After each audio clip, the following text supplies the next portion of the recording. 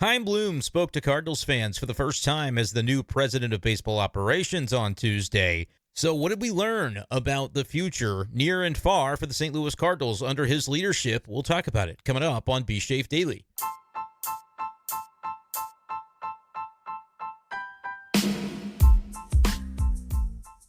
What's going on, everyone, and welcome in to this edition of b-schaeff Daily. Brenden Schaeffer with you. It is Thursday, October 2nd, 2025.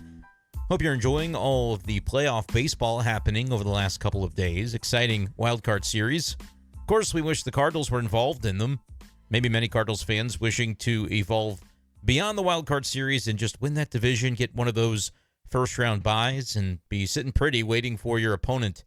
But that's not the current situation that the Cardinals are in. So let's take some time to talk about what's to come after Chaim Bloom, for the first time, addressed Cardinals fans as the incoming president of baseball operations on Tuesday in his press conference at Busch Stadium.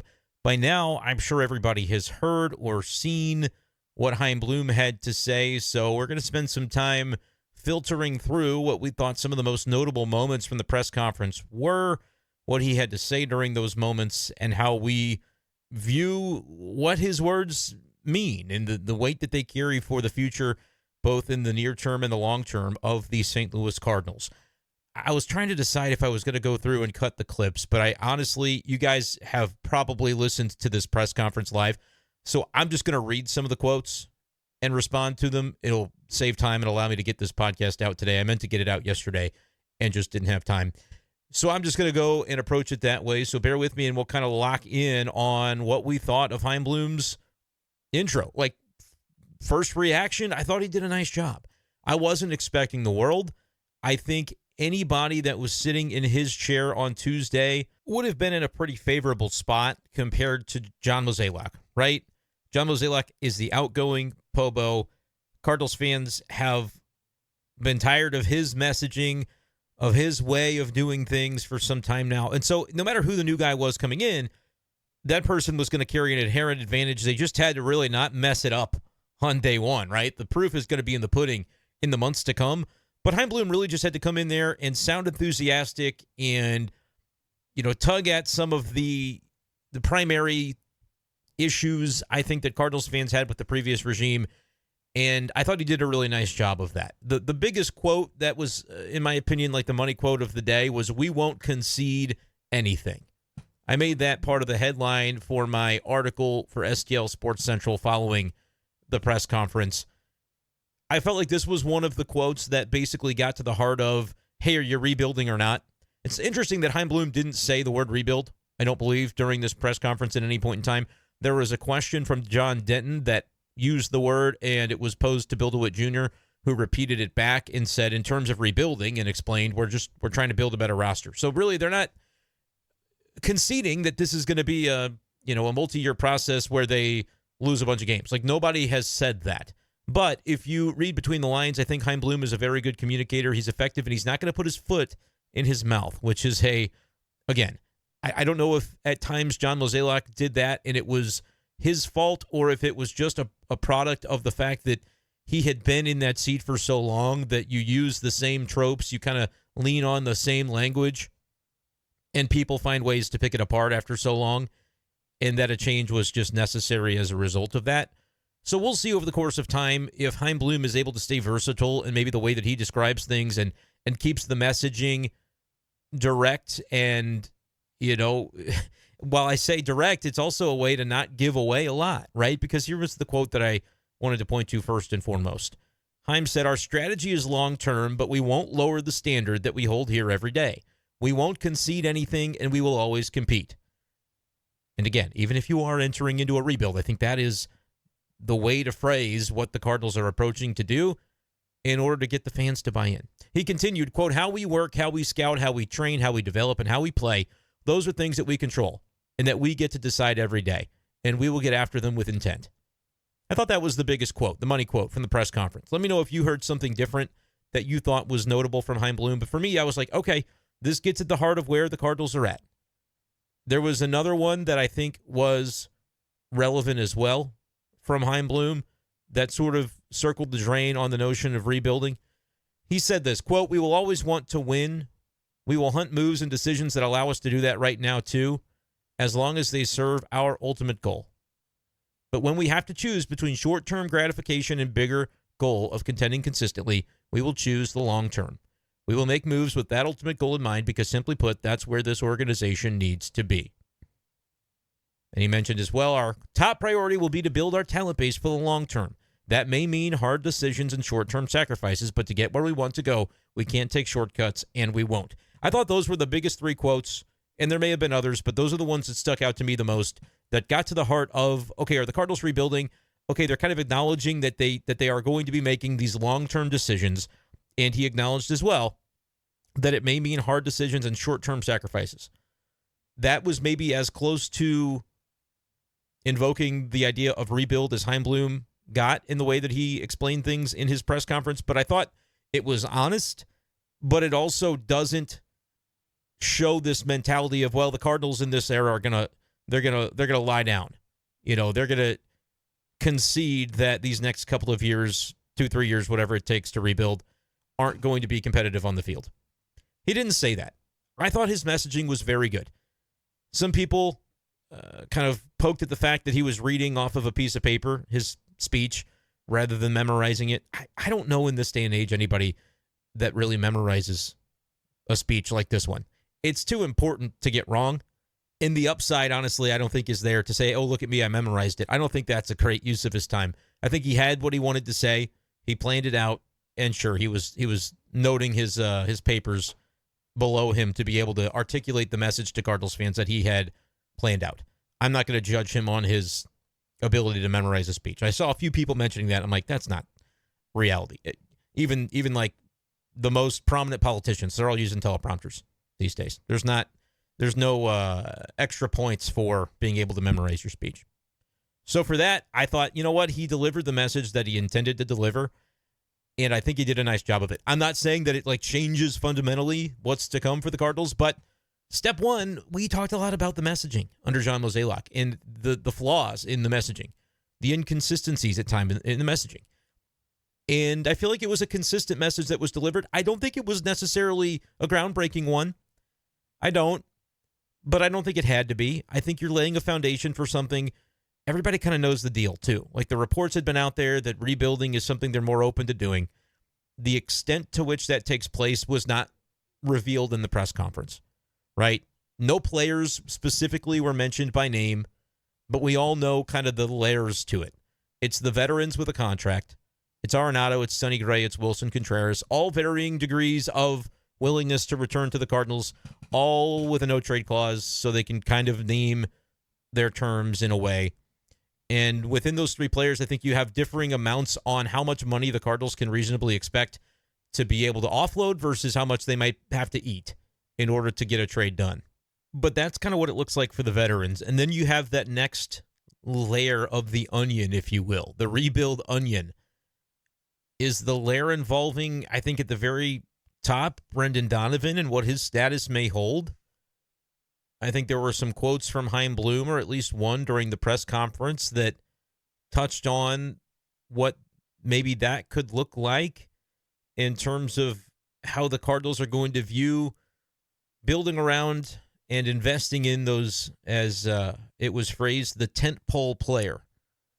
Right? The Cardinals have had a history of this where really I think Mozeliak would describe that some of the failings of the recent Cardinals past come from not really being able to fill that hole with the true tentpole guy, because for so long you had Albert and then you had to try to cobble it together, and names like Berkman and Beltran would come through, Matt Holliday would come through, and you had these types of tentpole guys, and largely the Cardinals have had to kind of go outside the organization in those examples to cobble it together and bring it along.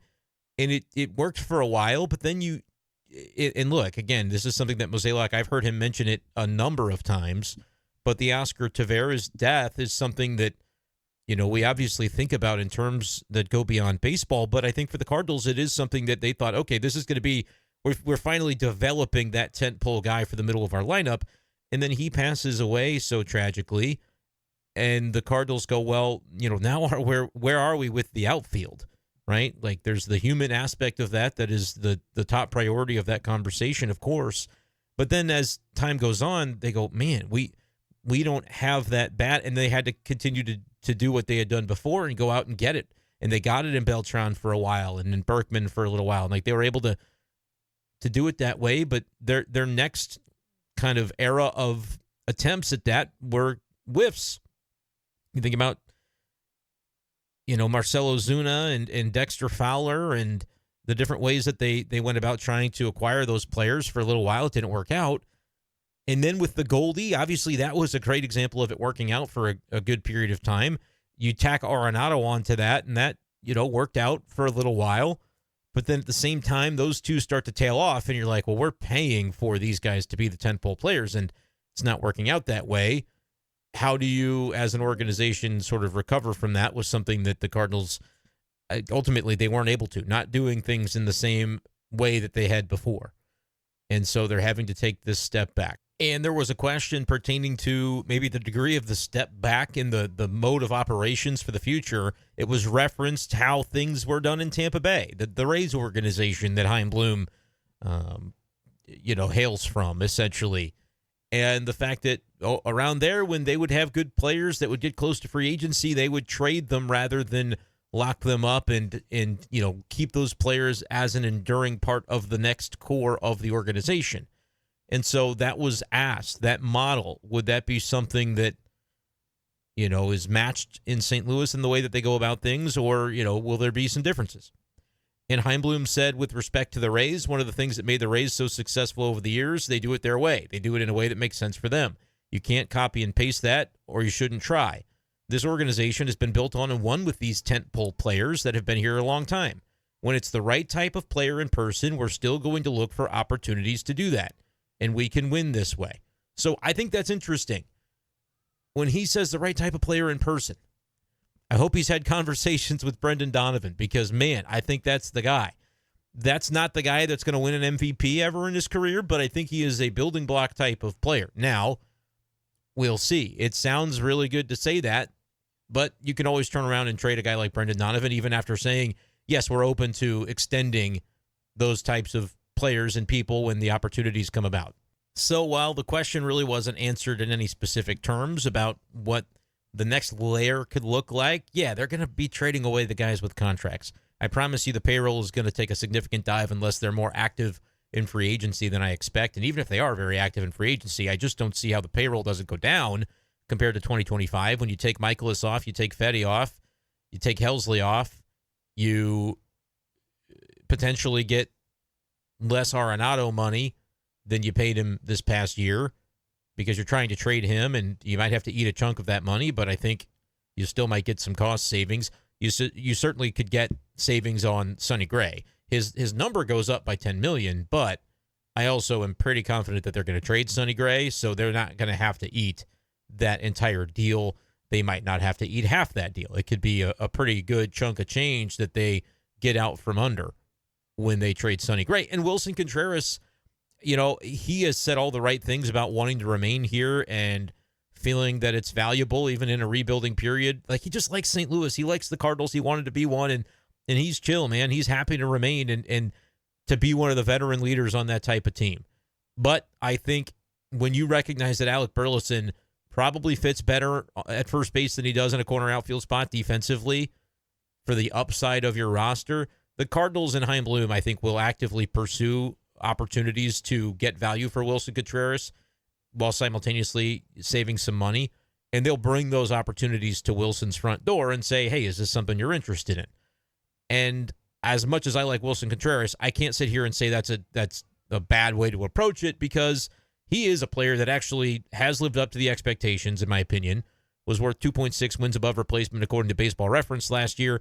I know that he has not been a catcher anymore, and that's kind of what people say he was paid to do when they brought him here on the 5-year, $87.5 million deal. And so, will teams be paying for a first baseman / DH that OPS is around 790 or 800? Will they want to pay the salary? It's like, whatever it is, $17 million per season, I want to say. The average annual on that is 17.5. He's got 2 years remaining. Like, Cardinals might have to eat some of that money, but Wilson Contreras at $12 to $15 million for what he brings, man, I do think there's value to that, especially for a team that's just looking for a bat and looking for a little fire in the dugout and looking for one of those guys that you hate him when he's on the other side, but you like him when he's on your side. And I think Wilson Contreras could be valuable in that regard. So, look, personally, I'd like to see Wilson Contreras on the St. Louis Cardinals next year because I think they win more games with him than without him. But could you see a world in which they do get fair value for him? They are able to reallocate some resources and potentially, shake up their outfield in a way that actually brings in a winning outfielder, right? They bring in a right-handed hitting outfielder that can progress this organization toward winning. They've been looking to fill a role like that for a while. Jordan Walker is supposed to be that. We'll see how the Chaim Bloom generation of Cardinal leadership decides Jordan Walker fits into the future. But you're allowed to make moves and you're allowed to completely shake this roster up. And I think that's what a lot of people have been calling for. So if that's Wilson Contreras and it's Burleson moving to first base, that could progress the organization forward a little bit more quickly, especially if they get a good prospect for Wilson. So those moves are going to be made. The next step in that is how much are you going to avoid a $5 million, $6 million salary for Donovan, whatever it might be in his second year of arbitration versus, considering an extension for him versus trading him for whatever AA prospects you can get just to reset the clock of your 40-man roster. It's going to be very interesting to see what that looks like. I at least was encouraged by Chaim Bloom saying, yes, there's this perception, I get it, that we're going to be the Rays. The Rays did it their way. We're going to do it our way. And there are things that we can certainly do, opportunities that we can remain vigilant for to lock up and extend and keep players that are the right players and people for our organization to win with. I thought that was encouraging. The extent to which it plays out relative to some of the players currently on the roster, currently in that arbitration zone, and how Chaim Bloom wants to handle this offseason in coordination with ownership will be very fascinating to follow and to see how that unfolds. Plenty more we could certainly get into from Chaim Bloom's presser, but obviously we're going to get new information all the time. There's going to be moves made. There's going to be reports that come out. We'll continue to track everything going on and put it through our lens here on B-Schaeff Daily. You guys can let me know. Is there an angle on Chaim Bloom's introduction to Cardinal Nation that you would like me to explore in podcasts coming up over the next week or two, as obviously October baseball going on, and it may be a little bit before we actually get some tangible moves as the Cardinals embark upon this offseason. We'll continue to follow everything, but let me know if there's anything in particular that you would like to hear me weigh in on, as we'll continue bringing you B-Schaeff Daily throughout the offseason. That's going to do it, though, for this edition of the show. Appreciate you guys for tuning in, and we will talk to you next time on B-Schaeff Daily. Peace.